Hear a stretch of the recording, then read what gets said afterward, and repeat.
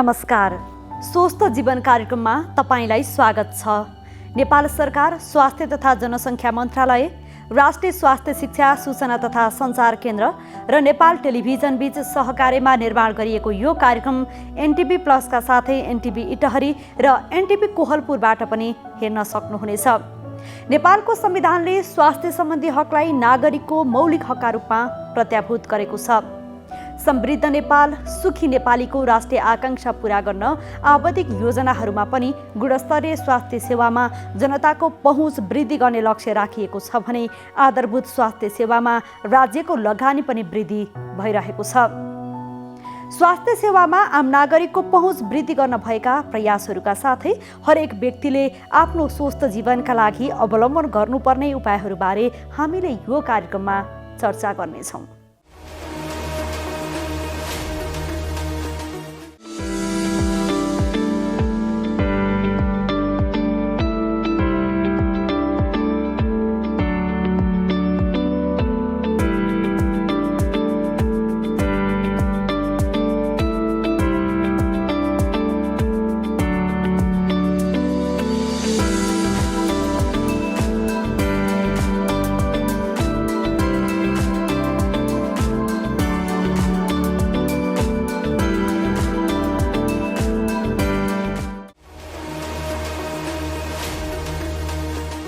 COVID-19 को दोस्रो लहर सुरु भए लगत्तै नेपालका सबैजसो अस्पतालहरूमा संक्रमितको संख्या प्रत्येक दिन बढ्दै गइरहेको छ।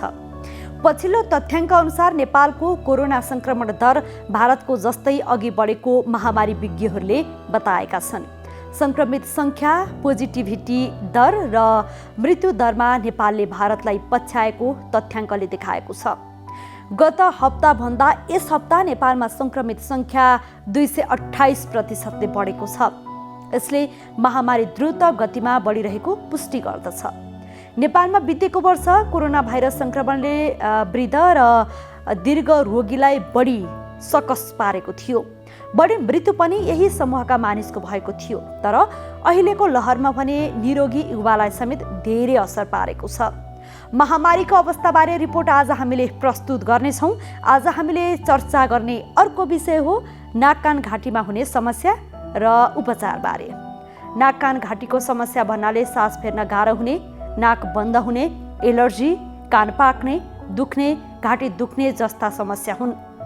नाक कान घाँटीमा देखिने समस्या कसरी समाधान गर्ने, यसबारे विशेषज्ञसँग संवादका साथै स्वस्थ जीवनका लागि ध्यान दिनुपर्ने कुराहरूबारे एकजना विशेषज्ञको सुझाव पनि प्रस्तुत गर्नेछौँ। सुरुमा यो विशेष रिपोर्ट।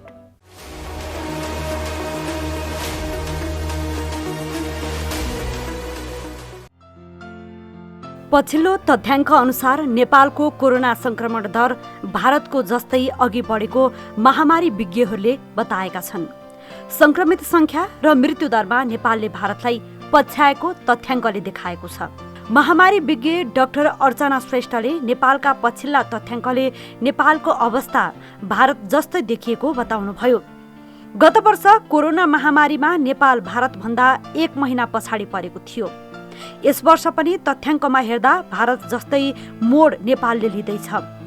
संक्रमितको संख्या, मृतकको संख्या नेपालमा भारत जस्तै अघि बढेको र संक्रमण दरमा नेपाल अझ अघि देखिएको छ। श्रेष्ठका अनुसार गत हप्ताभन्दा यस हप्ता नेपालमा संक्रमित संख्या 228%ले बढेको छ। यसले महामारी द्रुत गतिमा बढिरहेको पुष्टि गर्दछ। गत 4 हप्तामा नेपालमा एकदमै छिटो संक्रमण बढेको छ। नेपालको संक्रमण दर उच्च भएकाले समुदायमा पनि संक्रमण फैलिएको विज्ञहरूले बताएका छन्। हाल नेपालमा परीक्षण गरिएका मध्ये 12.8%लाई संक्रमण देखिने गरेको छ।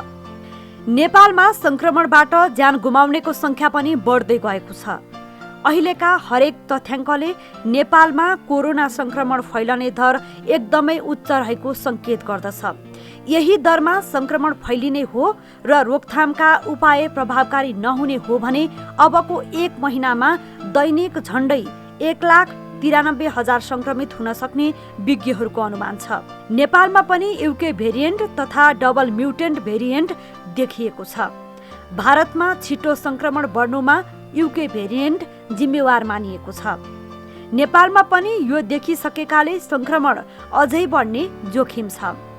गत बिहीबारदेखि लागू भएको निषेधाज्ञाले संक्रमणको विस्तारलाई रोक्न मद्दत पुग्ने विश्वास गरिएको छ। निषेधाज्ञाले मानिस बीच सम्पर्क हुन रोक्छ। निषेधाज्ञाको पालना गर्ने, जनस्वास्थ्यको मापदण्ड पालना गर्ने र अत्यावश्यक काम बाहेक घरबाट ननिस्कने गर्नाले हजारौंको ज्यान जोगिन सकिने भएकाले सबैले जिम्मेवार बनेर महामारीको वेगलाई रोक्न भूमिका खेल्न विज्ञहरूले आग्रह गरेका छन्। पुनः संक्रमणको दर पनि बढ्दै गएकाले महामारीले विकराल रूप लिनुभन्दा अगाडि नै आम मानिसले सचेत हुन आवश्यक छ। कोभिड-19 भाइरसका सन्दर्भमा यसअघि भएका अध्ययनहरूले एकपटक संक्रमण भएका व्यक्तिमा कम्तीमा 3 महिना भाइरस विरुद्ध लड्ने एन्टिबडी निर्माण हुने तथ्याङ्कहरू सार्वजनिक भएका थिए। यस्तै कोरोना भाइरस विरुद्धको भ्याक्सिन लगाइसकेका व्यक्तिहरू भ्याक्सिनको प्रभावकारिताको आधारमा सुरक्षित हुने अध्ययनहरूले जनाएका थिए। तर म्युटेन्ट भएर आएका नयाँ भाइरसका कारण संक्रमणको जोखिम सबैमा बढेको छ। खोप लगाइसकेका र एकपटक संक्रमण भइसकेका व्यक्तिहरू समेत अस्पतालमा भर्ना हुन थालेका कारण सबैले सजगता अपनाउनु पर्ने विज्ञहरूको भनाइ छ। कोभिडको महामारी हाम्रो नेपालमा एकदमै द्रुत गतिमा बढिरहेको छ भनेर र यो ग्राफले पनि त्यही कुरालाई अझै पुष्टि गरिरहेको छ। यसमा हामीले के देख्छौँ भने नेपालमा गत हप्ताभन्दा यो हप्ता 228% चाहिँ यो कोभिड सङ्क्रमितको सङ्ख्यामा वृद्धि भएको छ। र यो नेपाल र भारतको जुन हामीले तुलनात्मक रूपमा अघिल्लो हप्ताहरूमा पनि कुरा गरिरहेका थियौँ र हामीले यो कुरा बारम्बार गरि नै रहेका छौँ। नेपाल भारतभन्दा 1 महिना जति पछाडि कोरोना महामारीको 1 महिना जति पछाडि परेको थियो गत वर्ष र यो वर्ष पनि अब चाहिँ हामीले यसमा धेरै शङ्का गरिराख्नु पर्ने अवस्था छैन कि नेपालले पनि अब भारत जस्तै नै कोरोना महामारीको मोड लिँदैछ भन्ने कुरामा यो ग्राफले यसलाई अझै प्रष्टसँग देखाउन सक्छौँ। हामीले हेर्न सक्छौँ कि यो अहिले यो महिना गत 4 हप्तामा नै कति छिटो कोरोना सङ्क्रमणको महामारी चाहिँ बढिरहेको छ भन्ने कुरा यो चाहिँ भारतमा पनि यस्तै नै देखिएको थियो र नेपालमा पनि अब भारतको जस्तै नै एकदमै छिटो माथि चढेको ग्राफ हामी देखिरहेका छौँ। यो सङ्क्रमितको सङ्ख्यामा मात्रै होइन, यो चाहिँ टेस्ट पोजिटिभको दर, यो चाहिँ टेस्ट पोजिटिभको दर चाहिँ हामीले एकदमै महत्त्वपूर्ण सङ्केत दिन्छ। यसले जति चाहिँ टेस्ट गरेमध्ये जति धेरै पोजिटिभ आउँछ त्यति नै छिटो चाहिँ सङ्क्रमण यो समुदायमा फैलिरहेको छ भन्ने कुरामा बुझ्नुपर्छ। र अहिले नेपाल र भारतको हामीले तुलनात्मक रूपमा हेर्दा नेपालमा भारतमा भन्दा पनि बढी टेस्ट पोजिटिभ रेट भएको देखिन्छ र यसले पनि हामीलाई के सङ्केत गरिरहेछ भने नेपाल अब भारतभन्दा पनि अझै छिटो द्रुत गतिमा नेपालमा सङ्क्रमणको दर बढिरहेको छ भन्ने कुरा। यो मात्र नभई मृत्युको सङ्ख्या पनि त्यस्तै बढिरहेको छ र नेपाल भारतको हेर्दाखेरि पनि अघिल्लो पल्टको कोरोनाको चरणमा पनि हामीले देखेका छौँ। भारतमा सङ्क्रमण र भारतमा मृत्युको सङ्ख्या जसरी बढ्यो नेपालमा पनि त्यसरी नै बढेको थियो र अहिले भारतमा पनि एकदमै छिटो मृत्युको सङ्ख्या बढिरहेको छ र नेपालमा पनि त्यही नै भइरहेको छ। यो ग्राफले यसलाई अझै राम्रोसँग देखाउँछ। भारत र नेपालको ग्राफलाई हामीले छेउछेउमा राखेर हेऱ्यौँ भने पनि हामी देख्न सक्छौँ कि एकदमै यो मृत्युको सङ्ख्या एकदमै छिटो माथि गइरहेको छ र नेपालमा पनि अहिले मृत्युको सङ्ख्या भारतमा जस्तै छिटो माथि गइरहेको छ। र यो अघि पनि भने हरेक कुराले चाहिँ हामीलाई एउटै सङ्केत के गरिरहेछ भने नेपालमा कोरोना सङ्क्रमणको महामारी फैलिने दर एकदम उच्च छ र यो नेपालमा अहिले झन्डै 2 भन्दा पनि बढी भन्नाले चाहिँ एकजनाले 2 जनालाई भन्दा बढी व्यक्तिहरूलाई चाहिँ यो सङ्क्रमण सारिरहेको छ भन्ने कुरा बुझ्छौँ। यसरी हेर्दाखेरि यदि हामीले यो तुलनात्मक रूपमा अन्य देशहरूसँग हेऱ्यो भने पनि नेपालमा चाहिँ अहिले संसारभरिकै यो कोरोना भाइरस सर्ने सङ्क्रमणको दरलाई हेर्ने हो भने नेपाल सबैभन्दा उच्च स्थानमा पर्छ। यो ग्राफमा हामी हेर्न सक्छौँ गाढा रातो भएको ठाउँहरूमा चाहिँ बढी एकदमै द्रुत गतिमा चाहिँ सङ्क्रमण चलिरहेको र नेपालमा चाहिँ सबैभन्दा बढी चाहिँ विश्वमा नै सबभन्दा बढी दरमा चाहिँ सङ्क्रमण फैलिरहेको छ। यही दरमा सङ्क्रमण फैलिने हो भने अब हामीले के अपेक्षा राख्छौँ त? यो ग्राफमा हामी देख्न सक्छौँ यदि हामीले यही दरमा सङ्क्रमणलाई फैलिन दिने हो भने, यही दरमा चाहिँ सङ्क्रमण फैलिने र के पनि नगर्ने हो भने चाहिँ दैनिक झन्डै 1,93,000 जना व्यक्तिहरूलाई चाहिँ सङ्क्रमितहरू आउँछन् लगभग 1 महिनाभित्रमा नै। र यो हामीले तुलनात्मक रूपमा हेर्दा पनि गत वर्ष 1 वर्षमा हामीले जति सङ्क्रमितहरू देख्यौँ यही दरमा वृद्धि हुने भने चाहिँ यो त्यति नै जना सङ्क्रमित चाहिँ अब 3 महिनामा नै हामीले चाहिँ देख्नेछौँ। सङ्क्रमणको दर मात्रै होइन, सङ्क्रमितको सङ्ख्या मात्रै होइन, मृत्युको सङ्ख्या पनि त्यस्तै गरी नै बढ्नेछ। र यही गतिमा हाम्रो सङ्क्रमण फैलिरह्यो भने चाहिँ दैनिक हामीले कम्तीमा पनि 150 जना 149 जना व्यक्तिहरूलाई गुमाउन पर्ने हुन्छ। र अहिले हामी एकदमै अहिले गम्भीर परिस्थितिमा आइपुगिसकेका छौँ कोरोना महामारीको स्थिति हेर्ने हो भने। र अहिले जुन सरकारबाट पनि यो निषेधाज्ञा जुन आएको छ त्यो एकदमै सराहनीय छ र त्यसले गर्दा हामीलाई के असर गर्छ त भन्ने कुरा पनि हामीले जनताहरूले र हामी सबैजनाले बुझ्नु एकदमै जरुरी छ। लकडाउन अथवा यो निषेधाज्ञा भयो भने चाहिँ मानिसबाट मानिसमा चाहिँ यसले सम्पर्क हुनबाट रोक्छ र यसले गर्दाखेरि चाहिँ जुन अघि द्रुत गतिमा हामीले कोरोना भाइरस सरिरहेको हामीले देखिरहेका थियौँ त्यो गतिलाई चाहिँ यसले न्यूनीकरण गर्दै जान्छ र जति सङ्क्रमण चाहिँ हामीले 3 महिनामा देख्ने भनेर हामीले अपेक्षा गरेको हुन्छ त्यो सङ्क्रमण चाहिँ 3 महिना नभइकन त्यो चाहिँ वर्षभरिमा चाहिँ त्यति सङ्क्रमणहरू देखिन्छ र त्यति सङ्क्रमणमा आएका जटिलताहरूलाई चाहिँ हाम्रो स्वास्थ्य संस्थाले पनि स्वास्थ्य कर्मीहरूले पनि धान्न सक्ने हुन्छ र त्यसले चाहिँ हजारौँको सङ्ख्यामा ज्यान बचाउन सक्छ। र यसले सङ्क्रमण सर्ने दर रोक्ने र ज्यान बचाउने त छँदैछ तर यो हाम्रो लागि चाहिँ एकदमै महत्त्वपूर्ण एकदम सुनौलो अवसर पनि हो। के को लागि भन्दाखेरि चाहिँ अब आउने महामारीको जुन हाम्रो भेग छ त्यसलाई चाहिँ थेग्नको लागि चाहिँ तयार हुनको लागि चाहिँ तयार भएर बस्ने एउटा एकदमै महत्त्वपूर्ण अवसर पनि छ। तयारीको लागि चाहिँ हामी सबैजना उत्ति नै जिम्मेवार हुन्छौँ। सबैभन्दा पहिला त निषेधाज्ञाको अवज्ञा नगर्ने यो हामी सबैको जिम्मेवारी हुन्छ र जनस्वास्थ्यका सावधानीहरू पनि अपनाउँदै जाने त्यो बेलामा र अत्यावश्यक कामको लागि चाहिँ घरबाट बाहिर चाहिँ ननिस्किने यो हामी सबैजनाले जिम्मेवार भएर चाहिँ गऱ्यौँ भने हामीले भोलि आउन सक्ने जुन महामारीको जुन वेग छ त्यसलाई चाहिँ हामीले न्यूनीकरण गर्न सक्छौँ। त्यस्तै गरी एकदमै महत्त्वपूर्ण कुरा अहिले कोभिडको शङ्का लागेमा तुरुन्तै जाँच गराउन जानुपर्ने हुन्छ। तुरुन्तै जाँच गराउन जानुभयो भने यसले दुईटा फाइदा गर्छ। एउटा चाहिँ आफ्नो स्वास्थ्य पनि हामीले अनुगमन गर्न सक्नेछौँ। समयमा नै स्वास्थ्य संस्थामा पुग्यौँ भने चाहिँ मृत्यु हुने सम्भावना एकदमै कम हुन्छ। जति ढिला हामी यदि स्वास्थ्य संस्थामा जानुपर्ने छ त्यसमा जति ढिलाइ भयो त्यति नै बढी चाहिँ मृत्यु हुने सम्भावना हुन्छ। त्यही भएर आफ्नै ज्यानको सुरक्षाको लागि पनि हामीले टेस्टिङ गराउन एकदम आवश्यक छ र साथै टेस्टिङ गरिसकेपछि चाहिँ सावधानी अपनायो भने आफ्नो मित्रजन, आफ्नो परिवार, आफ्नो आफन्तजनहरूलाई पनि यो भाइरस सर्नबाट चाहिँ हामी जोगाउन सक्छौँ। उहाँहरूलाई पहिल्यै सतर्क गरेर र आफू पनि भिन्न बसेर आइसोलेसनमा बसेर यो समुदायमा नै सर्नबाट चाहिँ हामी जोगाउन सक्छौँ। अर्को जसलाई कोभिड-19 भइसकेको छ, जो सङ्क्रमित भइसक्नु भएको छ उहाँहरू पनि होम आइसोलेसनमा बस्दाखेरि आफ्नो रगतमा अक्सिजनको मात्रा चाहिँ मापन गरिराख्नुपर्ने एकदमै आवश्यक पर्छ। यसको लागि एउटा सानो यन्त्र पाइन्छ अक्सिमिटर भन्ने र अक्सिमिटरले चाहिँ हामीले आफ्नो अक्सिजनको मात्रा नापिराख्ने र अरू चिन्हहरू अरू लक्षणहरूलाई पनि विशेष गरी सास फेर्न कतिको गाह्रो भइरहेको छ भन्ने लक्षणहरूलाई पनि अनुगमन गरिराख्ने र अक्सिजनको मात्रा 92% भन्दा कम र श्वास दर चाहिँ 30 प्रति मिनट भन्दा सास फेर्न गाह्रो भएमा चाहिँ तुरुन्तै अस्पताल जाने चाहिँ व्यवस्था मिलाउने र यसको लागि हामी सबैले चाहिँ अहिलेदेखि नै हाम्रो परिवारमा, हाम्रो समाजमा, हाम्रो छरछिमेकमा चाहिँ यो हुनसक्छ भन्ने हिसाबले त्यो तयारी भएर बस्नुपर्ने चाहिँ जरुरी छ।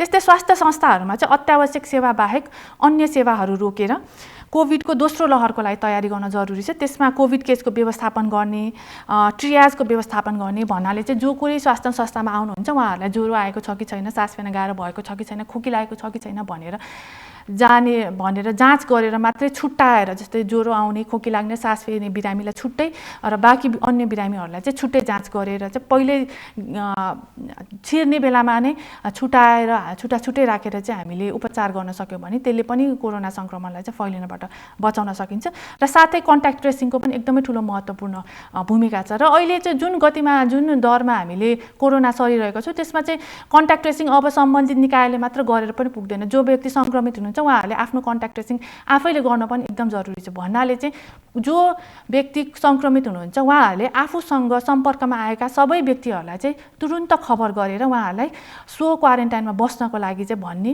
र उहाँहरूको स्वास्थ्यको चाहिँ निगरानी आफैले राख्ने भन्ने कुरा पनि अब चाहिँ हरेक घर घरमा र हरेक व्यक्तिले नै गर्नुपर्ने जरुरी हुन आउँछ।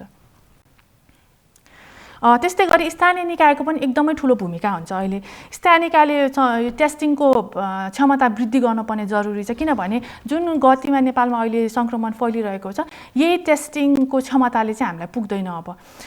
र यो टेस्टिङको क्षमता चाहिँ वृद्धि गर्नको लागि पहिलो चरणमा पनि धेरै स्थानीय निकायहरूले आफ्नो तर्फबाट टेस्टिङको क्षमता चाहिँ आफ्नै साधन स्रोतबाट वृद्धि गर्नुभएको थियो र यो अहिले चाहिँ त्यो पहिला भन्दा पनि अझै बढी जरुरी चाहिँ हुन आउँछ। त्यस्तै गरी होम आइसोलेसनमा हुनेहरूको लागि नियमित निरीक्षण गर्ने व्यवस्था, होम आइसोलेसन हुनेहरूको लागि चाहिँ अक्सिमिटरको व्यवस्था गर्ने र यदि जटिल अवस्थामा चाहिँ परेको बिरामीहरूलाई एकै ठाउँमा राखेर ठुला आइसोलेसन सेन्टरहरू पनि बनाउन सक्ने अवस्था बनाउन सक्यो भने चाहिँ र त्यहाँ अक्सिजनको जुन चाहिँ अहिले हामीले धेरै समाचारमा सुनिरहेका छौँ इन्डियामा चाहिँ अक्सिजनको कारणले गर्दा धेरै व्यक्तिहरूको मृत्यु भइरहेको छ र यो सबै कुराहरूलाई चाहिँ ध्यान दिएर सबै निकायहरू सबै निकायहरूले चाहिँ आफ्नो तर्फबाट अहिले चाहिँ तयारी यो हाम्रो जो निषेधित आज्ञा भएको जुन समय छ त्यसमा चाहिँ यो सबै कुराको तयारी गर्नुपर्ने चाहिँ एकदम आवश्यक देखिन्छ। महिलाको शरीरमा पाठेघर रहनुपर्ने निश्चित ठाउँ छोडेर योनिबाट बाहिर आउनु पाठेघर खस्नु वा आङ खस्नु हो। यो समस्या किशोरीदेखि वृद्ध महिलाहरूमा देखिन सक्छ। पाठेघर खस्नुका कारणहरू कम उमेरमा विवाह गर्नाले, कम उमेरमा बच्चा जन्माउनाले, गर्भान्तर नगरी वर्षेनी बच्चा जन्माउनाले, बच्चा जन्मिसकेपछि चाँडै साल झरेन भने बल प्रयोग गरी साल निकाल्नाले, गर्भवती र सुत्केरी अवस्थामा राम्रो पोषण र स्याहार नपाउनाले, सुत्केरी अवस्थामा गरौँ भारी उचाल्ने र बोक्ने गर्दा र लामो समयसम्म निरन्तर खोकी लागिरहनाले हुन सक्छ।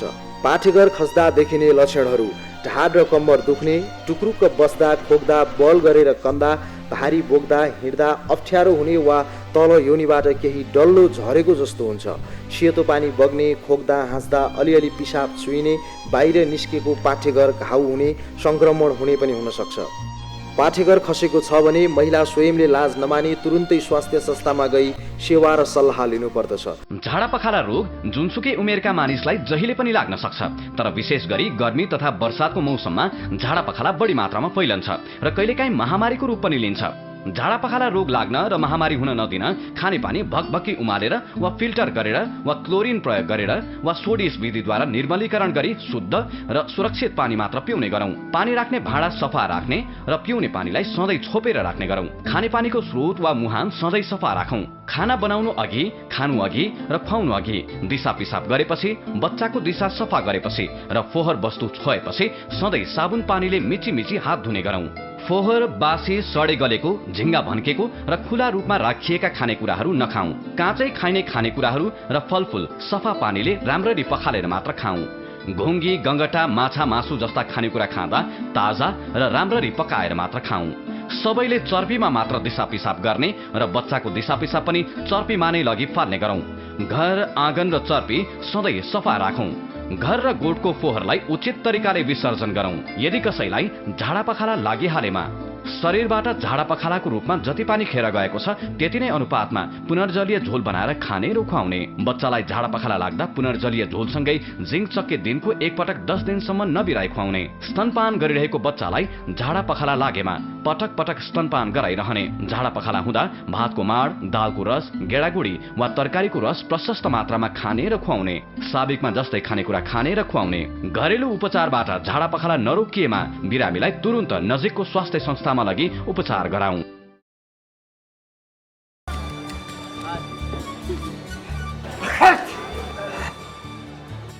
सबैले थाहा पाउनुपर्छ अनि सबैले सधैँ व्यवहारमा पनि ल्याउनु पर्छ। होइन, के थाहा पाउने अनि के व्यवहारमा ल्याउने भनेको? सबैले इन्फ्लुएन्जाबाट बच्ने उपायहरू थाहा पाउनुपर्छ अनि सबैले इन्फ्लुएन्जाबाट बच्ने मुख्य 4 उपायहरू सधैँ व्यवहारमा पनि ल्याउनु पर्छ। इन्फ्लुएन्जाबाट बच्न अपनाउनु पर्ने मुख्य 4 उपायहरू के हुन्छ? इन्फ्लुएन्जाबाट बच्न खोक्दा र हाच्छु गर्दा नाक, मुख रुमाल वा पाखुराले छोप्नुपर्छ। साबुन पानीले हात धुनुपर्छ।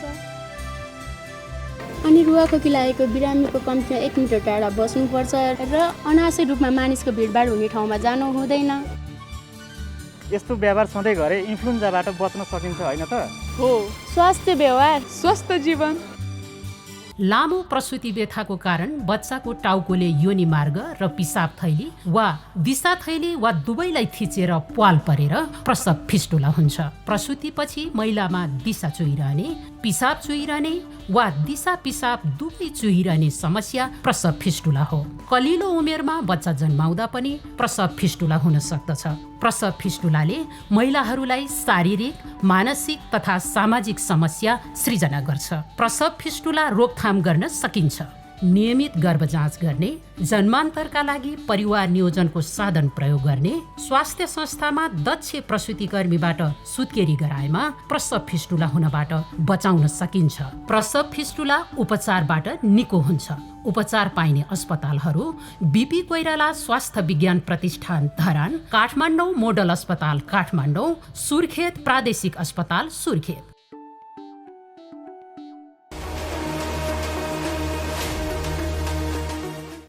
कार्यक्रममा यहाँलाई पुनः स्वागत छ। अब चर्चा गरौँ नाक कान घाँटीमा हुने समस्या र उपचारबारे। नाक कान घाँटीको समस्या भन्नाले सास फेर्न गाह्रो हुने, नाक बन्द हुने, एलर्जी, कान पाक्ने, दुख्ने, घाँटी दुख्ने जस्ता समस्या हुन्। यस्ता समस्या सुरुमा सामान्य लागे पनि उचित उपचार नगरे गम्भीर हुने विशेषज्ञहरू बताउँछन्। नाक कान घाँटीसँग सम्बन्धित समस्या कोभिड-19सँग केही समान लक्षण भएकाले कतिपय अन्यल पनि हुने गरेको छ। नाक कान घाँटीमा देखिने समस्या कसरी समाधान गर्ने, यसबारे विशेषज्ञसँगको संवादमा आधारित सामग्री अबको क्रममा।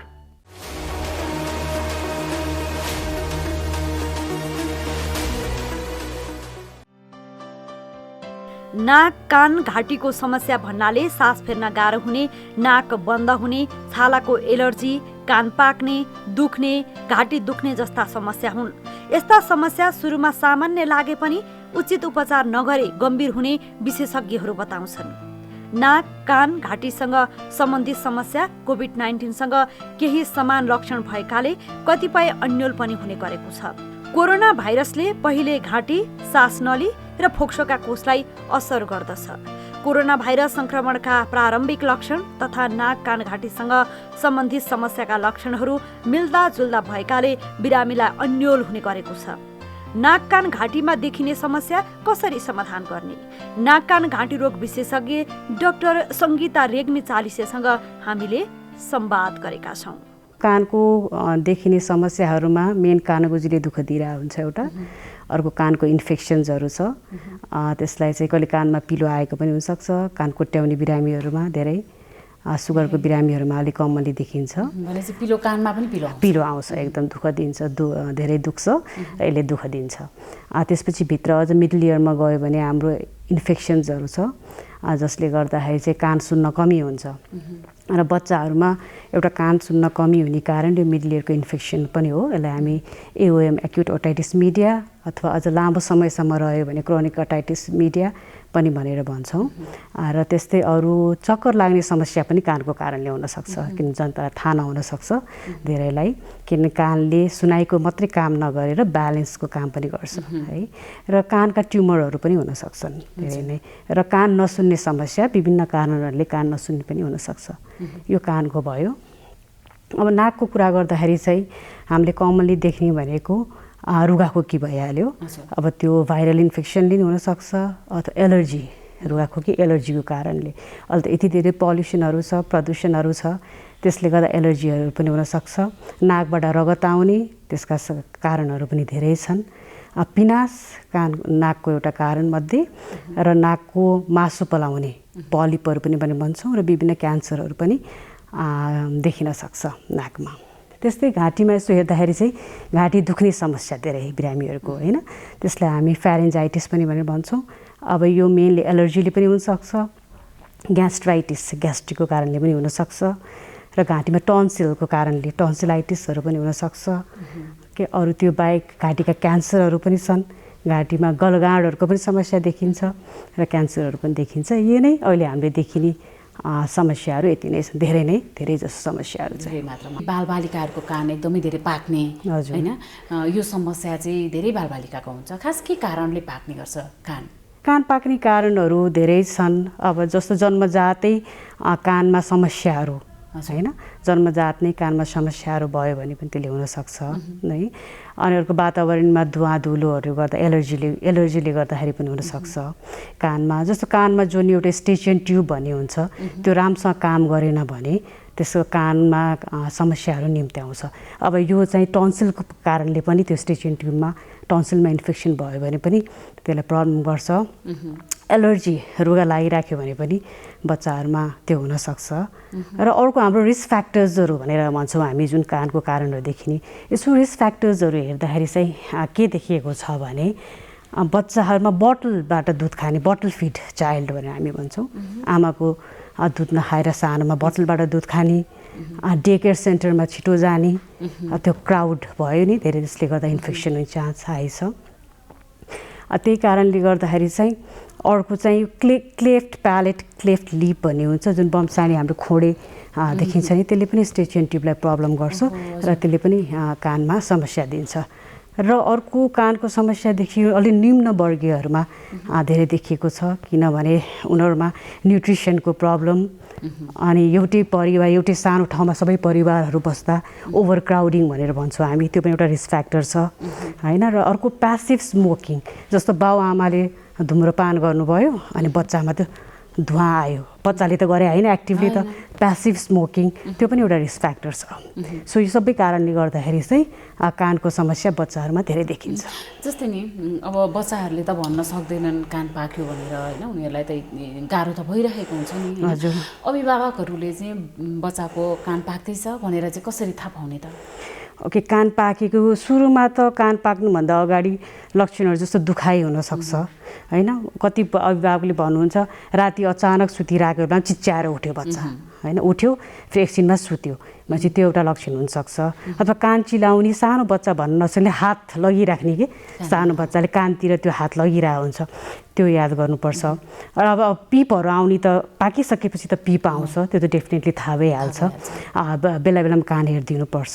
त्यसले गर्दा सुनाइमा कमी पनि हुनसक्छ होइन। अनि सुनाइमा कमी हुनुको लागि पेरेन्ट्सले के याद गर्नुपर्छ भने कुनै कुनै बच्चाले टिभीको साउन्डहरू हेऱ्यो भने बढी भोल्युम एकदम बढी गरेर सुन्ने, कि त्यो कारण हुनसक्छ। अथवा बोल्न ढिलो बोल्यो भने पनि त्यो कारणले हुनसक्छ। यो कान पाक्नबाट बचाउनको लागि चाहिँ हामीले के कुरामा ध्यान दिनुपर्ने हुन्छ? अब कान पाक्नबाट बचाउनको लागि हामीहरूले के गरिदिन्छ, हाम्रो नेपाली हाम्रो बानी के छ भने कानमा तेल हालिदिने सानोमा है, तेल हालिदिने। तेल पनि अझ नहाल्नु भन्यो भने होइन, प्योर तेल हो भन्ने त्यो चलन छ, त्यही भएर कानमा तेल हालिदिनु हुँदैन। तेल हालेपछि झन् यसले इन्फेक्सन गराउँछ, खासै यसको रोल छैन तेलको कि। अनि कान सफा गरिदिने, किनकि बच्चाको कान त एकदम कलिलो हुन्छ, कमलो हुन्छ, कान कोट्याइदिने, सफा गरिदिने भनेर पेरेन्ट्सहरूले फेरि कोट्याउने बेलामा त चल्छ बच्चा, त्यसले गर्दा ट्रमा हुनसक्छ होइन। त्यो कारण त्यो पनि कोट्याउने पनि गर्नु भएन, तेल हालिदिनु भएन। र सानो बच्चाहरू छ भने दुध खाँदाखेरि चाहिँ सुताएर खुवाउनु हुँदैन, किनभने मेनली यो अपरेसन गरेर जन्मेको बच्चाहरू जो आमाहरूलाई उठेर दुध खुवाइराख्न अप्ठ्यारो हुन्छ राति, त्यो उहाँले सुताएर खुवाउनुहुन्छ, अनि त्यो चाहिँ गर्नु हुँदैन। जति नै दुःख कष्ट भए पनि बसेर अलिकति टाउको उठाइदिएर दुध खुवाउने गर्नुपर्छ। र अलिकति केही लक्षणहरू भइहाल्यो भने डक्टरको सल्लाह लिनु पर्यो। अब कान दुख्यो भन्यो, कानतिर हात लग्यो भन्यो, अथवा क्लासमा पनि टिचरको पनि कम्प्लेन आउनसक्छ होइन, राम्रोसँग उसले रेस्पोन्स गर्दैन, पछाडि बसेर सुन्दैन, अगाडि बस्छ, अथवा पर्फर्मेन्स कम हुँदै गइरहेको छ पहिलाभन्दा पढाइमा भन्ने सबै विचार गरेर डक्टरको परामर्श लिनुपर्छ अभिभावकहरूले। भनेपछि त्यसमा पनि कान नसुनेको कारणले पनि बच्चालाई त्यस्तो समस्या भएको हुनसक्छ। जस्तै अब रासा अलिकति त्यसको उपचारको कुरा गरौँ होइन। यो कान पाक्यो भने होइन, यसलाई चाहिँ कसरी, यसको समाधान चाहिँ कसरी गर्न सकिन्छ त? अब कान पाक्यो भने त एक्टिभमा त हामी डक्टरलाई नै देखाउनु पर्यो, नाक कानघाँटी विशेषज्ञ, आफ्नो नजिकको विशेषज्ञलाई देखाउनु पर्यो। त्यसमा हामीले हेरेर अब औषधिले हुन्छ कि कुन कतिको छ, भर्खरै सुरुवात हो कि एक्युट फेजमा छ कि क्रोनिक फेजमा छ, औषधिले हुन्छ भने औषधि दिन्छौँ। त्यसमा भएन भने अब जालीमा प्वाल परिसकेको छ, लामो समय भइसकेको छ भने सर्जरी पनि गर्न सकिन्छ, त्यो दुईटाबाट। र अर्को अपरेसन अथवा प्रिभेन्सन पनि हामी प्रिकसन पनि यो गर्ने जुन अहिले मैले भनिसकेँ त्यो कुराहरू पनि गर्न सकिन्छ। जस्तै कानमा जाली लाउने भन्नुभयो यहाँले। हजुर, जाली टाल्ने। जाली फेर्नको लागि चाहिँ बच्चाहरू बालबालिकाहरू कति वर्षको उमेर भएपछि चाहिँ त्यो जाली फेर्न मिल्छ? अघि मैले भने कानको प्रब्लम चाहिँ त्यो स्टिचियन ट्युबको जुन राम्रोसँग फङ्सन नगरेर हो, त्यो चाहिँ 7-8 वर्ष त्यसको नर्मल एडल्टको फर्ममा आउनको लागि 7-8 वर्ष लाग्छ। तर बेटर अपरेसन गर्नु पर्यो भने अन्टिल एन्ड अनलेस जालीमा पाल परेको मात्रै हो, अरू समस्या छैन भने 7 वर्षपछि गर्दा राम्रो हुन्छ। फेरि त्योभन्दा अगाडि गऱ्यौँ भने फेरि जालीमा पाल पर्न सक्छ, त्यही कारणले गर्दा 7 वर्षपछि गर्दा राम्रो हुन्छ। कतिपय अवस्थामा बालबालिकाहरूले होइन पुरै कान नसुन्ने गरेको पनि पाइन्छ होइन, कुनै बालबालिकाहरूले होइन। खास के कारणले यस्ता समस्याहरू आउँछन्? यो जन्मजात हुन्छ या पछि नै हुने समस्या हो? यो जन्मजात पनि हुनसक्छ, पछि पनि हुनसक्छ। यसलाई हामीले कारणहरू भन्दाखेरि चाहिँ आमाको पेटबाट गर्भबाट नै समस्या हुनसक्छ। जस्तो बमसाँडो होइन, परिवारमा त्यो पहिल्यैदेखि सुनाइमा कम हुने समस्या छ, एउटा कारण त्यो हुनसक्छ।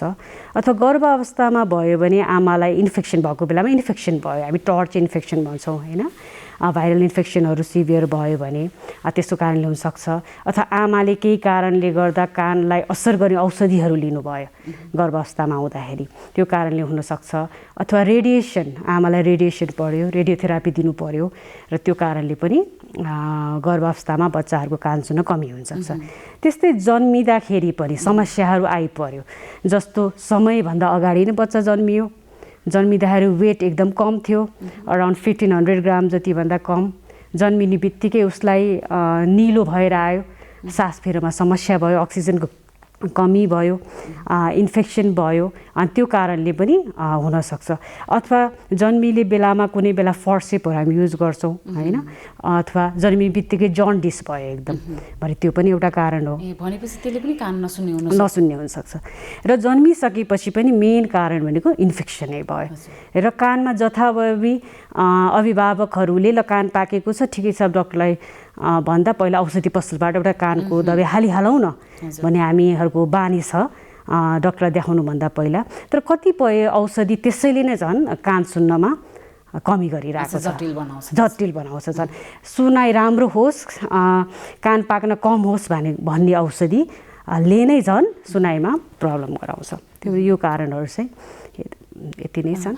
जस्तै अब बालबालिकाहरूले नि कान सुन्दैनन्, त्यो त अब ठ्याक्कै अभिभावकलाई त थाहा हुँदैन, हजुर भन्न सक्दैनन्।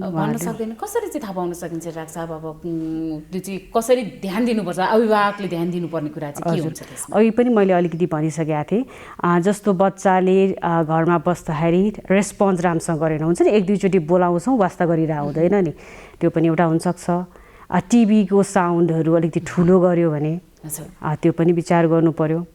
अनि स्कुलबाट कम्प्लेन आयो, अलिकति पर्फर्मेन्स पढाइ पहिला राम्रो थियो, अचानक पढाइमा कमी आयो भने त्यो पनि हुनसक्छ। र अर्को एउटा कुरा चाहिँ बोलीमा बच्चाले ढिलो बोल्यो भने पनि सुन्नमा कमी भएको कारणले गर्दा ढिलो बोलेको पनि हुनसक्छ। त्यो कति अभिभावकहरूलाई थाहा हुँदैन त्यो कुरा। बच्चा बोलेन भन्नुहुन्छ, मेरो बच्चा बोलेन भन्नुहुन्छ, तर कान नसुनेर नबोलेको एउटा कारण, धेरै जसो कारणमध्ये एउटा कारण त्यो पनि हुन्छ। र मैले कति देखिरहेको छु भने होइन, उहाँको अब परिवारमा बुवाले ढिलो बोल्नु भएको थियो, आमाले ढिलो बोल्नु भएको थियो, त्यही भएर पनि होला भने त्यस्तो हुन्छ। त्यस्तो भएको खण्डमा चाहिँ डक्टरलाई देखाएर, एनडी डक्टरलाई देखाएर एउटा कानको जाँच चाहिँ अवश्य गर्नुपर्छ। जस्तै अब नि कान नसुन्ने छन् बालबालिकाहरू भने यसको उपचार होइन चाहिँ सम्भव छ कि छैन त? यसलाई कान सुन्न सक्ने बनाउन सकिन्छ कि सकिँदैन त? अब डिपेन्ड्स अपन अब केमा, उसको कारण के हो होइन, त्यसमा भनिन्छ। र कान नसुन्ने पनि डिफ्रेन्ट टाइप्सको हुन्छ। कोही चाहिँ अब जालीमा पाल परेर त्यो पनि कान सुन्दैन, जस्तो अहिले मैले भने इन्फेक्सन, त्यो हो भने सर्जरी गरेर भयो, माइरिङ्गोप्लास्टी भने हामी सर्जरी गर्छौँ, त्यो गरेर हुनसक्छ। अथवा कानको हड्डीहरूमा समस्या भएको कारणले गर्दा है, त्यो हो भने त्यो पनि अपरेसनले गर्न मिल्छ होइन। अब जस्तो क्लेफ्ट प्यालेटको कारणले स्टिचियन ट्युब प्रब्लम भएर हो भने त्यसको पनि सर्जरी गर्न मिल्छ।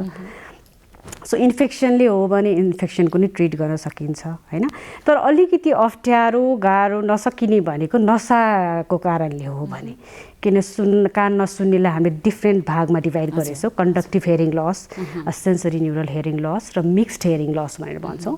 त्यसमा सेन्सरी न्युरल हेरिङ लस जस्तो नसा सुक्यो अथवा ब्रेनमा केही प्रब्लम भयो त्यो हो भए भने चाहिँ उपचार चाहिँ छैन, डेफिनेटिभ उपचार भन्दा पनि त्यसलाई रिहेबिलिटेसन भनेर भन्छौँ। भइसकेकोलाई कसरी उसलाई अब सुन्न बनाउने त, जति बिग्रियो त बिग्रिहाल्यो, अब फेरि नबिग्रियोस् र त्यसलाई चाहिँ उसको डे टु डे लाइफको एक्टिभिटिजहरूलाई कसरी उसलाई सहज बनाउने भन्ने कुरालाई गर्नको लागि चाहिँ डिफ्रेन्ट तरिकाहरू छन्, मेथड्सहरू छन्। के गरेर गरिन्छ त? जस्तो त्यसमा इन्फेक्टिभ कजहरू छ भने हामी इन्फेक्सनको त्यो ट्रिट गरिहालौँ। उस कज थाहा भयो भने, इनकेस थाहा भएन त्यस्तो भने अर्को एउटा चाहिँ इयरफोन भनेर भन्छौँ, जेनरल टर्ममा भन्छ, तर हामी त्यसलाई चाहिँ हेरिङ एड भनेर भन्छौँ। त्यो एउटा लगाउन सकिन्छ बच्चालाई। अब त्यो डिफ्रेन्ट टाइप्सको हुन्छ, एउटा बाहिर राख्ने बडी वन भनेर पनि हुन्छ, कानको पछाडि राख्ने पनि हुन्छ, कानको भित्र कम्प्लिटली इन द क्यानल पनि भनेर भन्छौँ, डिफ्रेन्ट हुन्छ। यो चाहिँ इजिली अभाइलेबल छ, हामी टेस्ट गरेर त्यो अनुसारको कुन चाहिँ फिट हुन्छ, कुन टाइपको हुन्छ त्यो लगाउन सक्छौँ। र त्यसले पनि भएन, हामी ट्रायल दिन्छौँ 6 महिना जति ट्रायल दिएर त्यसले पनि भएन भने अहिले एउटा नयाँ प्रविधि आएको छ जसलाई भन्छ कक्लियर इम्प्लान्ट भनेर भन्छौँ, जो सर्जरी गरेर भित्र नै त्यो डिभाइस हाल्ने हो। त्यो पनि गर्न सकिन्छ। त्यो त अहिले न्यू आएको हो तर एक्सपेन्सिभ छ। तर जेनरली हामी चाहिँ हेरिङ एडमा चाहिँ जान सक्छौँ। तर हाम्रो एउटा हेरिङ एडको मिथ भनौँ कि हाम्रो समाजमा के छ भने चस्मा लाउनलाई बिरामीहरूलाई समस्या हुँदैन, आँखा कमजोर छ चस्मा लगाउनुहुन्छ केही प्रब्लम हुँदैन, त्यसलाई अप्ठ्यारो मान्नु। तर इयरफोन हेरिङ एड लगाउनलाई चाहिँ एकदम प्रब्लम हुन्छ, स्पेसली बुढाबुढीहरू। बुढाबुढी बरु यत्तिकै ठिक छ मलाई, किनभने उहाँलाई त्यो बाहिर देखिएला, समाजले के भन्ला, अरूले के सबैले थाहा पाउला, किनभने त सुन्न कमी भनेको त नर्मल प्रोसेस पनि त एजिङको होइन, नर्मल प्रोसेस पनि हो, यसमा त अप्ठ्यारो मान्नुपर्ने कुरा छैन। तर जब हामी हेरिङ एडको लागि प्रेस्क्राइब गर्छौँ होइन, तपाईँको सुनाइमा कमी आएको छ, एजले गर्दा पनि हुनसक्छ, त्यसलाई हामी एज रिलेटेड हेरिङ लस भनेर भन्छौँ। त्यसले पनि होला भनेर भन्ने बित्तिकै उहाँहरू हच्किनुहुन्छ कि इयरफोन लगाउनलाई, यति उहाँहरूले गर्नु न ठिकै छ, यतिको भइरहेछ होस् भन्ने हुन्छ। तर हामीले भन्दाखेरि चाहिँ क्वालिटी अफ लाइफ पनि एउटा हुन्छ नि, जति बाँच्छौँ सहजसँग राम्रोसँग बाँचौँ भन्ने हुन्छ। त्यही भएर म सबैलाई के आग्रह गर्न चाहन्छु भने इयरफोन हेरिङ एड लगाउनलाई चाहिँ अप्ठ्यारो नमानिदिनुहोस्, यो चस्मा लगाए जस्तै हो, यसले केही असर गर्दैन र बिस्तारै सबैले लगाएपछि त सबैले देखेपछि त युज टु हुन्छ नि सबैजना। अपरेसन गर्न चाहनुहुन्न भने पनि हेरिङ एड छँदैछ, अपरेसन गराउँछु भने पनि चोइस छँदैछ। त्यही भएर डिफ्रेन्ट माध्यमबाट सुन्न सकिने आफ्नो डे टु लाइफ एक्टिभिटिजहरूलाई चाहिँ अगाडि लैजान सकिन्छ तरिकाहरू छ। अनि अर्को कुरा यहाँले भन्नुभएको थियो रिघटा पनि कानको कारणले गर्दा एकदमै धेरै लाग्छ, कतिपय मानिसहरूलाई थाहा हुँदैन पनि भन्नुभयो नि यहाँले। हजुर, खास रिघटा चाहिँ कानको कारणले कसरी हुनसक्छ त? अब यस्तो छ, किनभने हामीलाई कतिलाई थाहा छ कानको फङ्सन, इयरको फङ्सन भनेको हेरिङको लागि मात्रै हो, तर इनर इयर कानलाई पनि हामीले एक्सटर्नल इयर, मिडल इयर र इनर इयर भनेर 3 भागमा डिभाइड गरेको छौँ। जो इनर इयर भित्री कान हुन्छ त्यसले ब्यालेन्सलाई पनि हेल्प गर्छ। जब त्यो भित्री कानको इन्फेक्सन भयो भने अथवा अरू केही समस्याहरू भयो, फुलेर आयो भने हामीले त्यसलाई हाइड्रप्स भनेर भन्छ, जुन मिनियस डिजिजहरूमा देखिन्छ सर्टन हाम्रो टर्ममा भन्दाखेरि। त्यही भएर त्यसले गर्दाखेरि चाहिँ ब्यालेन्स दुईवटा कानको ले चाहिँ ब्यालेन्स गराउँछ। यदि त्यसमा प्रब्लम भयो भने नि ब्यालेन्स हुँदैन र पेसेन्टलाई चक्कर लाग्न सक्छ। सो चक्कर लाग्ने धेरै कारणहरू, ब्रेनदेखि लिएर तपाईँको सबै कारणहरूमध्ये वान अफ द फ्याक्टर भने पनि कानको कारण पनि हुनसक्छ। त्यही भएर रिघटा लागेको बिरामी भयो भने एकचोटि कानको डक्टरलाई पनि देखाउनु, सो द्याट कानको कारणले हो कि त्यो हामीले रुल आउट गर्नुपर्छ। डाक्टर साहब, अहिले अब कोभिड सङ्क्रमणको समय पनि छ होइन, अझ कोभिडको दोस्रो भेरिएन्ट पनि नेपालमा दिनानुदिन यति तीव्र गतिमा बढिरहेको छ होइन। कतिपय अवस्थामा अब यो नाक कान घाँटीको बिरामीहरू जो हुनुहुन्छ उहाँहरूलाई देखिने लक्षण र कोभिड सङ्क्रमण हुँदा देखिने लक्षण चाहिँ उस्तै नै देखिन्छ, उस्तै नै छ। पाउन सकिन्छ त? अब डेफिनेटली यो हार्ड एन्ड फास्ट रुल, यो भएमा कोभिड हुने, यो नभएमा यो हुने भन्ने त्यस्तो केही पनि खासै छैन। तर हाम्रो स्टडीहरू भइरहेको छ होइन, स्टडीहरू भइरहेको छ। स्टडीहरूमा चाहिँ के देखिएको छ भने कोभिड भएको पेसेन्टलाई कानको समस्यामा टिनाइटस भन्छ, कान बजेर आउने, कान कराउने आफै होइन, त्यो देखिएको छ, जुन चाहिँ फ्लू लागेको उसमा नर्मल फ्लू पेसेन्टहरूमा त्यो हाम्रो देखिएको छैन, कानलाई पनि एफेक्ट गरेको छ। सुन्नमा कमी पनि देखिरहेको छ कानमा है, अराउन्ड 30 to 20% कोभिड पेसेन्टमा चाहिँ हेरिङ लस, सुन्नमा कमी देखिएको छ होइन। त्यसै नाकको समस्याहरू हेर्दा त अब नाक बन्द हुने, रुगा लाग्ने, नाकबाट पानी बग्ने, यी समस्याहरू त सबैमा दुइटैमा छ। त अलिकति डिफ्रेन्ट देखिएको भनेको नाकले गन्ध थाहा नपाउने, जसलाई हामीले भन्छ हाइपोस्मिया भनेर भन्छौँ, त्यो चाहिँ कोभिड पेसेन्टमा देखिएको छ। अर्को टेस्ट स्वाद जाने है। अरू धेरै समस्या, घाँटी दुख्ने समस्या त छँदैछ, घाँटी दुख्ने, टाउको दुख्ने, फेरि टाउको दुखाइ पनि अरूले भन्दाखेरि चाहिँ डिफ्रेन्ट, अलिकति अझ सिभियर भनेर भन्नुहुन्छ पेसेन्टहरूले, त्यो छ। स्वाद जाने त्यो समस्या त छँदैछ। यसरी दुईटाबाट चाहिँ हामीले डिफ्रेन्ट थाहा पाइरहेका छौँ। डाक्टर जस्तै अब यो त भयो कोभिडको कुरा होइन, कोभिडको त एकदमै धेरै अहिले त भनौँ न विश्वव्यापी रूपमा महामारी नै छ। अर्को कुरा नि जस्तै अब ठ्याक्कै समय परिवर्तन हुँदा वातावरण जाडोबाट मौसम परिवर्तन हुने बेलामा, गर्मी हुने बेलामा अथवा गर्मीबाट जाडो हुने बेलामा, दुवै समयमा चाहिँ अलिकति मानिसहरू एलर्जी बढी हुने, रुगाखोकी लाग्ने हुन्छ नि। हजुर हजुर। किन चाहिँ त्यस्तो हुन्छ त्यो समयमा? अब मेन यो कस्तो त रुगाखोकीको कारण चाहिँ अब बाहिर एटमोस्फियरको पल्युसनले पनि हुनसक्छ। अहिले हामीले रुगाखोकीमा धेरै देखिएको भने त एलर्जी एउटा फ्याक्टर छ। अहिले यति धेरै धुवाधुलोहरू बढिरहेको छ, एलर्जिनहरू बढिरहेको छ पेसेन्टलाई होइन। र नाक भनेको कुरा डाइरेक्ट इन्भाइरोमेन्टसँग कनेक्ट हुने अर्ग्यान भएको कारणले पनि त्यो छ रुगाखोकीलाई। अर्को इन्फेक्सन, भाइरल इन्फेक्सन, इम्युनिटीको प्रब्लम त्यो छ। र इम्युनो कम्प्रोमाइज भनेर जुन हामी भन्छौँ डायबिटिज पेसेन्टहरू उनीहरूमा पनि अलिकति देखिएको छ। मेनली इन्भाइरोमेन्टल फ्याक्टरहरू नै छ। र नाकमा केही प्रब्लम भयो भने पनि रुगाहरू लागिरहेको हुनसक्छ। नाकको स्ट्रक्चरमा प्रब्लम होइन, जस्तो नाकको हड्डीमा प्रब्लम भयो भने, नाकमा मासुहरू पलाउने पनि हुनसक्छ। त्यसले गर्दाखेरि चाहिँ मेनली एटमोस्फियर इन्भाइरोमेन्ट नै कारण छ। डाक्टर साहब जस्तै अब कतिपय अवस्थामा चाहिँ होइन बिरामीहरूलाई नाकको रुगाखोकी लाग्ने मानिसहरूलाई चाहिँ एकदमै धेरै पिनास भएको पनि पाइन्छ होइन। हजुर। किन धेरै रुगा लाग्ने मानिसहरूलाई किन धेरै पिनास हुन्छ त? अब पिनास भनेर भन्दा हामीलाई साइनोसाइटिस भनेर भन्छौँ होइन। जेनरली नाकबाट सिगान बग्नुपर्ने हो, भित्र बनेको हुन्छ, राम्रोसँग ड्रेन हुनुपर्छ। यदि भएन, त्यहाँ कलेक्ट भयो र त्यसमा सेकेन्डरी इन्फेक्सन भयो भने त्यसले चाहिँ पिनासको समस्याहरू लिन सक्छ होइन। अब यसमा चाहिँ कारणहरू चाहिँ नाकभित्रै जस्तो अहिले भने मैले हड्डी बाङ्गो भयो, राम्रोसँग ड्रेन हुन पाएन होइन। नाकमा मासु पलायो, त्यसले अब्स्ट्रक्ट गरिदियो, त्यो ड्रेन हुन पाएन होइन। अथवा बच्चाहरूमा त्यो स्टेचियन ट्युब राम्रोसँग फङ्सन गरेन, त्यसले भयो। अथवा स्मोकरहरूमा, चुरोट खाने बिरामीहरूमा त्यो चुरोटले के गर्छ भने चुरोटको धुवाले त्यो ड्रेन हुनलाई त्यो हाम्रो सिलिया भन्ने हुन्छ, जसले बिट गरेर त्यसलाई ड्रेन गर्न बाहिर निस्किन हेल्प गर्नुपर्छ, सिगानहरूलाई त्यो गर्न दिँदैन होइन।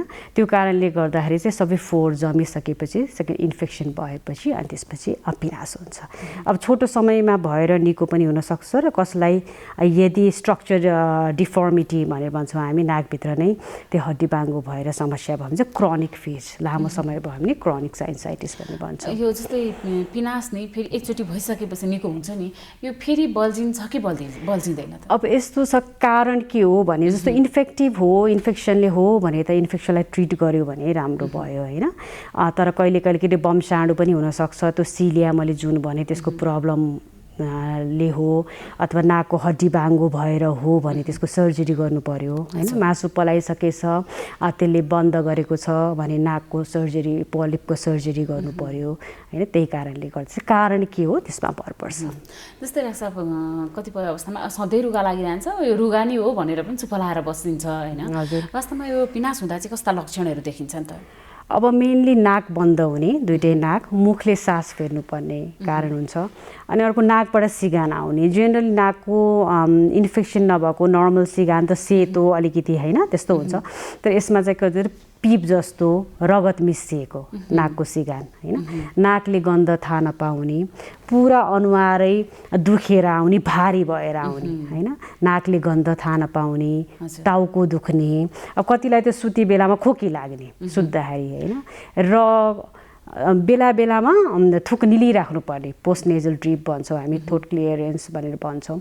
यो सबै समस्या भयो भने चाहिँ पिनासको लक्षण हुनसक्छ, डक्टरलाई हेर्नुपर्छ। र हामीकोमा आइसकेपछि हामीसँग डिफ्रेन्ट तरिकाहरू छन् कसरी यसलाई डायग्नोज गर्ने, क्लिनिकली हेरेर गर्ने कि होइन, रेडियोलोजिकली एक्सरे अथवा सिटी स्क्यान गरेर हेर्ने कि के गर्ने, त्यो हामीसँग आफ्नो तरिका छ। तर यो लक्षणहरू समाधानकै कुरा गरौँ न त, पिनास हुँदाखेरि भइसकेपछि यसका समाधानका कुरा गरौँ, के गरेर चाहिँ यसको उपचार गर्न सकिन्छ त? यसको लागि त घरमा गर्न सकिने उहाँहरूले भनेको त तातो पानीको बाफ, अहिले स्टडीले नै बताएको छ।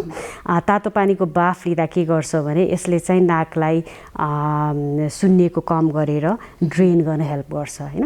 त्यसलाई कतिले त मेन्थोल अनि भिक्सहरू हाल्नुहुन्छ, त्यो नगरिकन त्यो गर्न सकिन्छ। रुगाबाट बच्ने उपायहरू त छँदैछ होइन, पल्युसनहरू भयो, एलर्जीहरूबाट बस्नु पर्यो। आफूलाई के को एलर्जी छ, अहिले डिफ्रेन्ट टेस्टहरू पनि छ, एलर्जी थाहा पाउने तरिकाहरू पनि छ, त्योबाट बच्न मिल्छ भने त्यो बच्न सक्नुहुन्छ।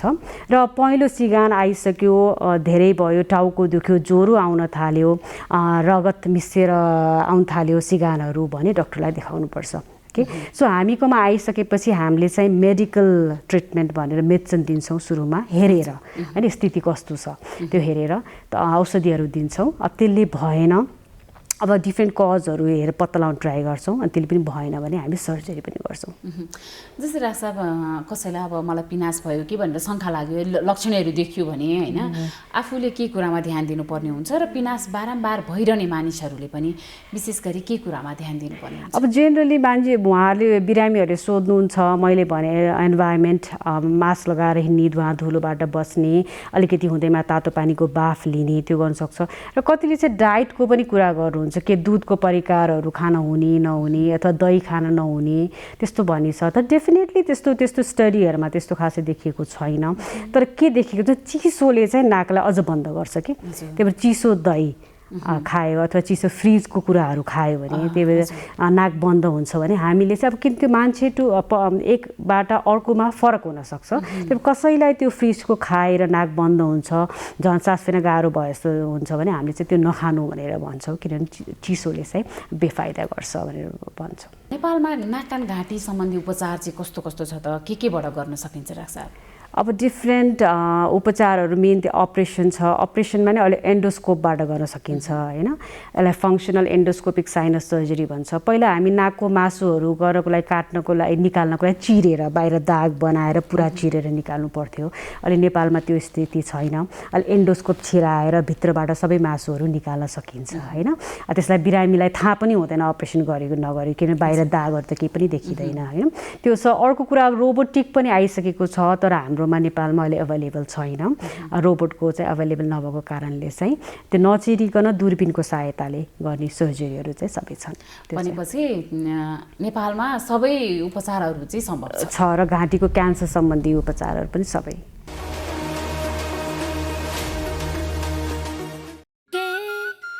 हात धुन्छौ र साबुन पानीले धुन्छु नि, कति बेला धुन्छौ र छिनछिनमै धुन्छु नि,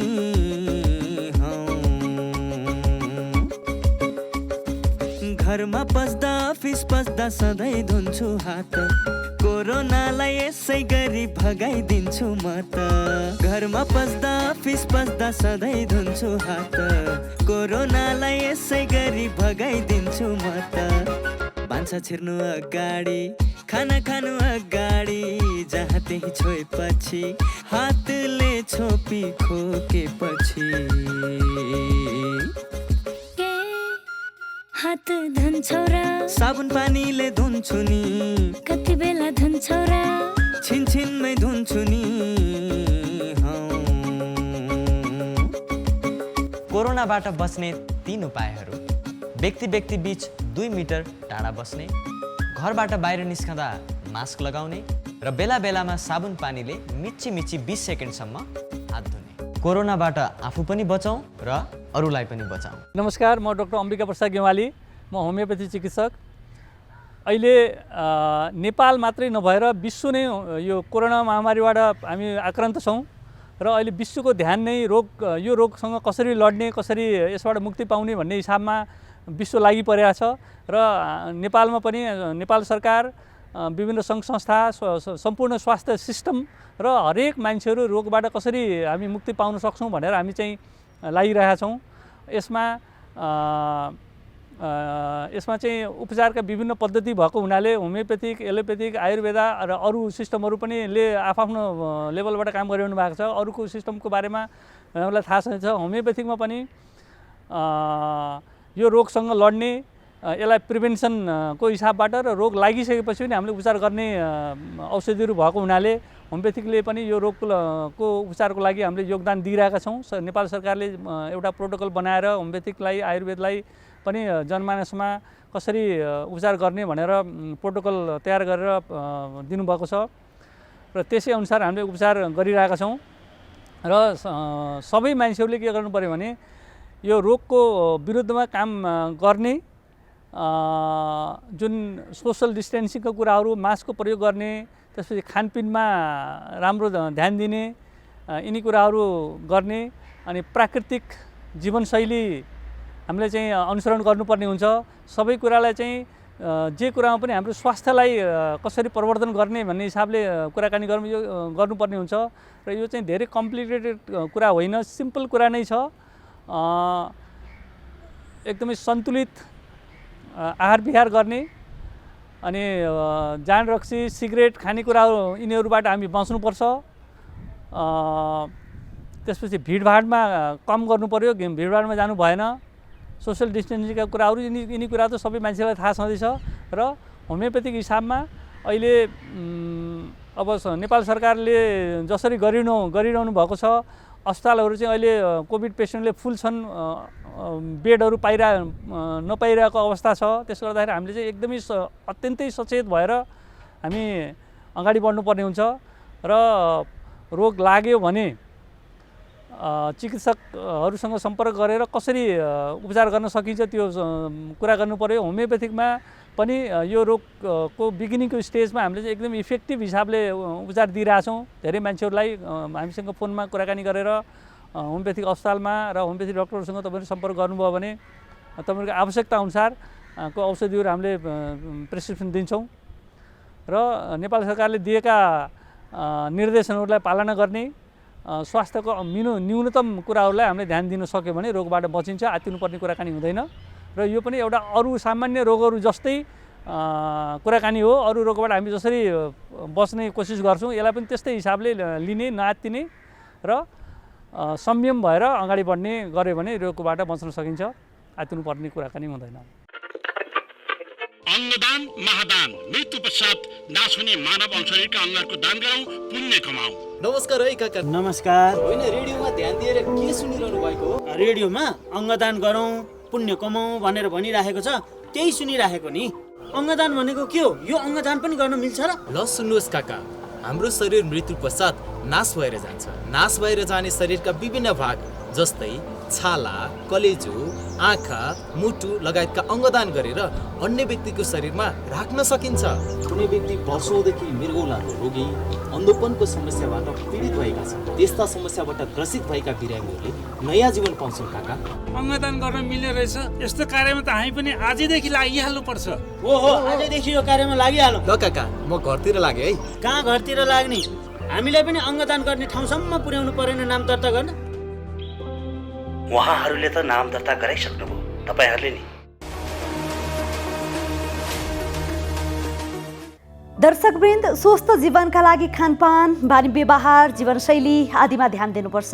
यदि यी सबै कुराको सही रूपमा पालना भयो भने मात्रै हाम्रो जीवनमा सकारात्मक प्रभाव पर्छ र हामी स्वस्थकर जीवनयापन गर्न सक्छौँ। सफल जीवनको मूल आधार पनि स्वस्थ शरीर नै हो। अव्यवस्थित दिनचर्याले हाम्रो स्वास्थ्यमा प्रतिकूल असर पारिरहेको हुन्छ। स्वस्थ जीवनका लागि ध्यान दिनुपर्ने कुराहरूबारे एकजना विशेषज्ञको सुझाव अबको क्रममा।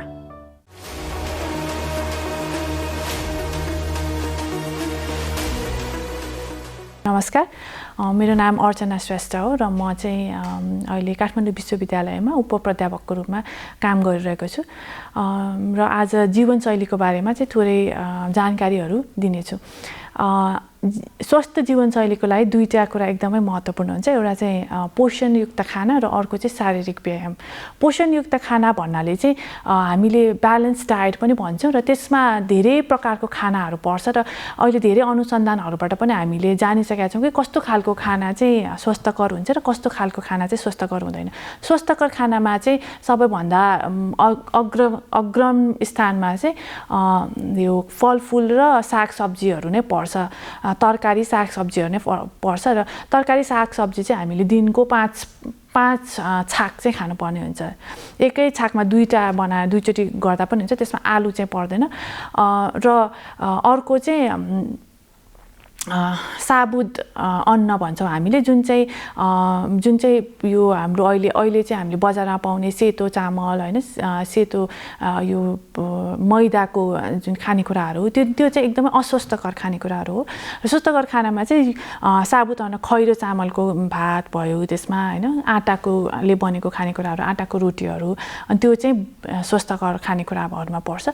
र अर्को चाहिँ धेरै चिनी भएको खानेकुराहरू र पेय पदार्थहरू जस्तै कि यो कोक फ्यान्टाहरू जुन अहिले बजारमा हामीले देखिरहेछौँ, त्यसमा पनि एक बोतल कोकमा अथवा फ्यान्टा पेप्सीमा चाहिँ 6देखि 8 चम्चासम्म चिनी हुन्छ। अनि चिनी पनि हाम्रो लागि चाहिँ एकदमै नकारात्मक असर गर्छ। र अर्को चाहिँ जुन शारीरिक व्यायामको कुरा गरेँ, शारीरिक व्यायाम भनेर चाहिँ त्यो जिमखानामा गएर व्यायाम गर्नु पर्दैन। हामी चाहिँ आफ्नो जीवनशैली चाहिँ सक्रिय बनाउनु पर्ने हुन्छ। जस्तै यसमा चाहिँ हामीले एक हप्तामा 150 मिनट जति चाहिँ ठिक्क लेभलको चाहिँ शारीरिक व्यायाम गऱ्यो भने चाहिँ त्यसमा छिटो हिँड्ने होइन, उठबस गर्ने अथवा डोरी खेल्ने अथवा बिहान अथवा बेलुका मर्निङ वाक इभिनिङ वाकहरू गर्ने। र यो शारीरिक व्यायाम भन्ने कुरा चाहिँ बिहान उठेरै गर्नुपर्छ भन्ने पनि जरुरी छैन, कुनै पनि समयमा आफूलाई पाएको पर्ने समयमा गर्दाखेरि चाहिँ हुन्छ।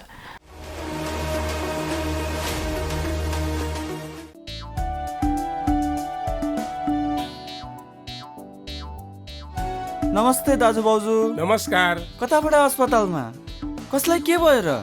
त्यस्तो केही होइन भाइ, यिनको र मेरो सामान्य स्वास्थ्य जाँच गर्न आएको। ल, केही नहुँदा पनि स्वास्थ्य परीक्षण गर्नुपर्छ र? पैसाको नाश मात्र। त्यसो भनेर कहाँ हुन्छ र भाइ? समय समयमा स्वास्थ्य जाँच गरायो भने आफ्नो स्वास्थ्यको अवस्था बारे थाहा हुन्छ। यसरी नियमित रूपमा स्वास्थ्य जाँच गराउँदा कुनै रोग लागेको छ भने सुरुवाती अवस्थामा नै रोग पत्ता लाग्छ अनि समयमै उपचार गर्न सजिलो हुन्छ नि। सही भन्नुभयो दाइ।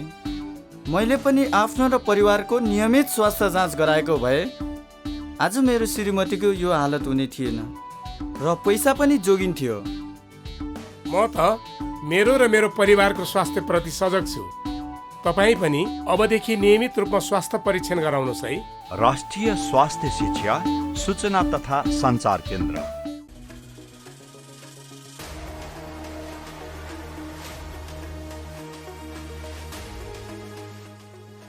कार्यक्रम स्वस्थ जीवन हरेक दिन एनटिभी प्लसबाट बिहान 7 देखि 8 बजेसम्म र पुनः साँझ 5 देखि 6 बजेसम्म, एनटिभी कोहलपुरबाट दिउँसो 1 देखि 2 बजेसम्म र एनटिभी इटहरीबाट दिउँसो 2 देखि 3 बजेसम्म प्रसारण हुने गरेको छ। स्वास्थ्य सम्बन्धी यहाँहरूको कुनै जिज्ञासा या समस्या भएमा हामी सम्बन्धित विज्ञहरूबाट समाधान खोजी कार्यक्रममा प्रसारण गर्नेछौँ। हामीलाई सम्पर्क गर्ने माध्यमहरू यस प्रकार छन्: फोन, एसएमएस तथा भाइबरको लागि 98 43 52 93 97, इमेल swasthjivan@ntv.org.np। यस कार्यक्रमको बारेमा आफ्नो सल्लाह, सुझाव र प्रतिक्रिया पनि यहाँहरूले यिनै माध्यम मार्फत दिन सक्नुहुनेछ। साथै कार्यक्रममा के कस्ता सामग्री, विषय वा विज्ञहरू समेट्नु पर्ला भन्ने विषयमा पनि सुझाव दिन सक्नुहुन्छ। कार्यक्रम यहाँहरूले सामाजिक सञ्जाल मार्फत पनि हेर्न सक्नुहुनेछ। YouTube Nepal television, mobile application Nepal television, Facebook facebook.com/neptv2041। दर्शकवृन्द, अब भने हामी कार्यक्रमको लगभग अन्तिमतिर आइपुगिसकेका छौँ। कोभिड-19 को दोस्रो लहर सुरु भए लगत्तै नेपालका सबैजसो अस्पतालहरूमा संक्रमितको संख्या प्रत्येक दिन बढ्दै गइरहेको छ।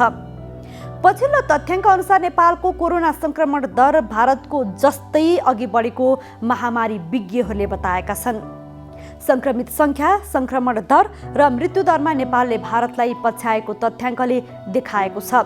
गत हप्ताभन्दा यस हप्ता नेपालमा संक्रमित संख्या 228% बढेको छ। यसले महामारी द्रुत गतिमा बढिरहेको पुष्टि गर्दछ। महामारीको अवस्थाबारे रिपोर्ट आज हामीले प्रस्तुत गर्यौं। नाक कान घाँटीमा देखिने समस्या कसरी समाधान गर्ने, यसबारे विशेषज्ञसँग संवादका साथै स्वस्थ जीवनशैलीका लागि ध्यान दिनुपर्ने कुराहरूबारे एकजना विशेषज्ञको सुझाव पनि प्रस्तुत गर्यौं। आजका लागि स्वस्थ जीवन कार्यक्रमको समय सकिएको छ।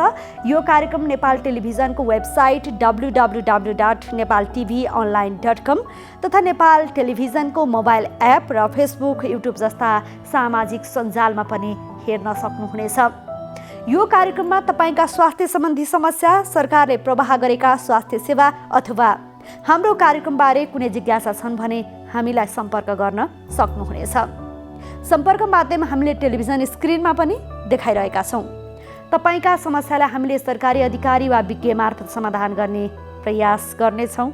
आजका लागि स्वस्थ जीवन कार्यक्रमबाट हामी सबैलाई बिदा दिनुहोस्। नमस्कार।